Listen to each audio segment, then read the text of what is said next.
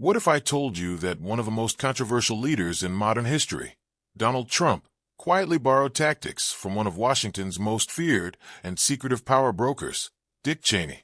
On the surface, the two couldn't be more different. One is a loud, media-dominating businessman turned president. The other, a behind-the-scenes strategist who pulled strings from the shadows. But look closer, and you'll see that Trump didn't invent his political chaos.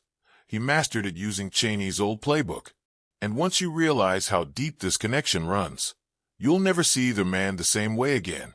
To understand what Trump took from Dick Cheney's political playbook, we need to go back to the early 2000s, a time when Cheney, as vice president under George W. Bush, became one of the most powerful men in U.S. history.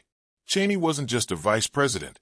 He was the architect behind major decisions, from the invasion of Iraq to the expansion of executive power. He understood something critical about politics. Control the narrative, control the power. Cheney's genius was in operating quietly. He believed in shaping public opinion from the background, using fear, loyalty, and perception.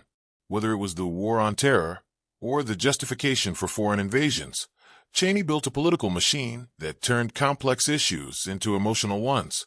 And this is exactly where Trump took notes. While Cheney stayed in the shadows, Trump flipped the playbook inside out. Instead of hiding behind policy, he made himself the policy.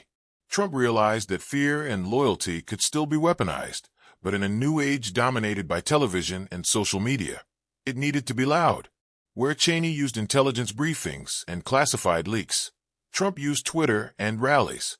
But the goal was identical: dominate the conversation, keep the base emotionally engaged, and make opponents look weak or untrustworthy. Both men also shared another key tactic: the art of creating an enemy. Cheney had Al-Qaeda and the axis of evil. Trump had the fake news media, the deep state, and waves of witch hunts. In both cases, they turned complex political struggles into simple stories of good versus evil, a tactic that mobilizes supporters and silences dissent.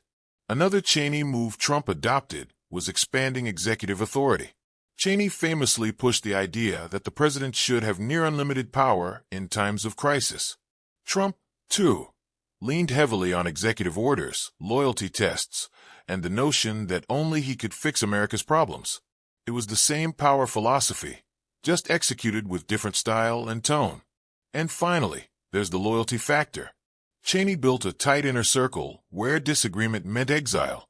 Trump took that same principle and made it public, firing officials on live television, humiliating dissenters, and demanding absolute personal loyalty.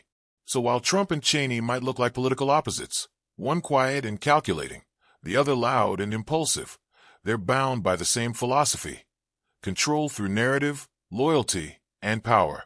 One ruled from the shadows, the other ruled the stage. But both proved one chilling truth: in modern American politics, domination doesn't come from policy. It comes from mastering perception,